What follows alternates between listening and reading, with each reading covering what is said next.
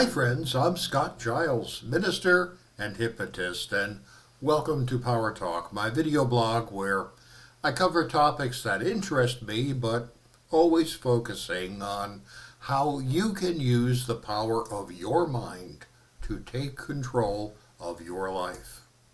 If you want to know more about my professional work or sign up for my free Substack newsletter, Power Lines, check out my website, which I'll tag in the description. If there is something in your life that you feel is out of control, using hypnosis can turn that around. Well, today I want to talk about angry people, and there are a lot of them out there. Every time we look at the news, we see reports of active shooters, road rage, violence, both domestic and otherwise. And perhaps you recognize in yourself the seeds of anger. Few people get to adulthood without at least a few memories of having lost their temper and said or done something dumb. Now, anger is a useful emotion. It is a powerful, self-generated stimulus in the human mind.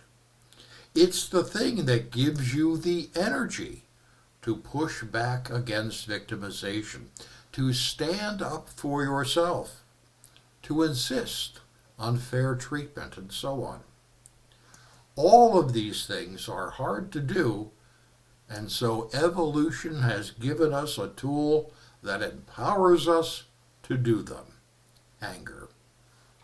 When we feel angry, we typically will look to do something with that anger. Hopefully, something constructive, although we often fall short of that. Well, in my decades as a hypnotist, I have become convinced that most anger comes from a place of deep sadness. In this, I am indebted to the work of Father Richard Rohr, a well-known contemplative and spiritual director. He's done a lot of reflection on this topic, and here is what he says. Life disappoints and hurts us all, and the majority of people, particularly men, don't know how to react, except as children do with anger and rage. It's a defensive, reactionary, and totally understandable posture, but it often goes nowhere and only creates cycles of bitterness and retaliation. Over time, Rohr wrote, the Hebrew prophets came to see this profound connection between sadness and anger. It was what converted them to a level of truth-telling. They first needed to get angry at injustice, oppression, and war. Anger can be deserved and even virtuous, particularly when it motivates us to begin seeking necessary change.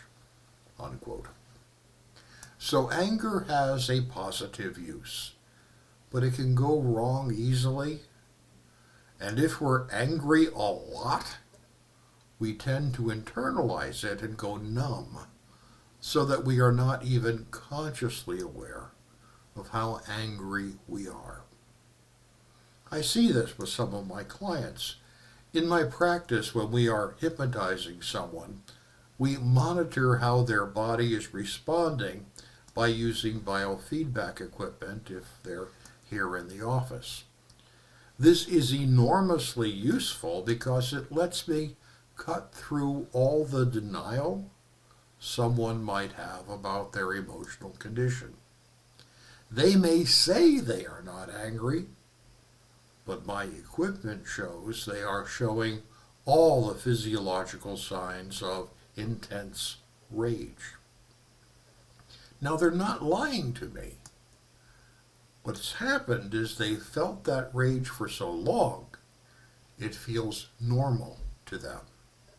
They don't get that most of what they're doing in their lives is actually driven by anger. So where does that anger come from? What is the source? I think it's sadness. I've had people insult me, especially when doing political work for my professional association, the National Guild of Hypnotists. I am the guy who carries the governmental concerns portfolio on the board of the Guild, and that work can bring me into conflict with others. Other organizations that want to replace the Guild as the dominant hypnosis organization, other professions that want a monopoly on the practice of hypnotism, people who simply think they're better than me because, despite my education, I come from a blue-collar working-class family. But none of that stuff they pull actually gets me angry. In fact, I'm sort of known for making jokes when people try to get me angry by insulting me. They do this because they know that if they get me angry, I'll probably make a mistake or lose credibility with lawmakers and legislative committees. But this stuff doesn't get me angry because I know what they're doing. I know they're just being tactical. I don't take them seriously. No. In order for someone to get you angry, you have to sense that they are betraying you or betraying the social contract about treating others with respect or disclosing a low opinion of you when you actually have a higher opinion about them. That is to say, before you get angry, you must get sad because they hurt your feelings or showed you can't trust them. It's that sadness that allows the anger to take hold. And apparently this is happening a lot these days with people feeling sad about politics, the economy, romance, business affairs. You care about other people and then they hurt your feelings. You feel sad because of that, and then comes the anger as your mind tries to give you the energy you need to not pull into your shell and instead deal with the situation. This is why the prophets of old got angry with the kings of old. It's why protesters today are angry at what they believe is a betrayal of the values of the nation. The sadness gives rise to anger, and this is understandable. However, we must also understand that, as Dr. Martin Luther King put it, darkness cannot put out darkness. Only light can do that. Giving in to anger may be understandable. It may even be helpful at first, but ultimately, acting in anger will almost always get you into trouble and generate harm for everyone involved. But if instead you use the emotion of anger to realize that we're really sad about something, that might help you find a different path.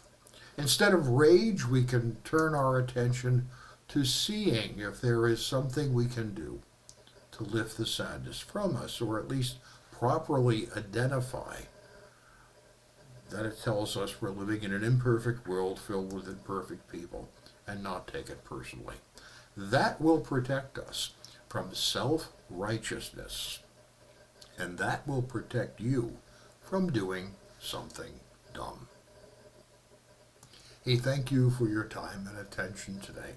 I'll be back next week with another talk on a different subject. I'd like to invite you to join me.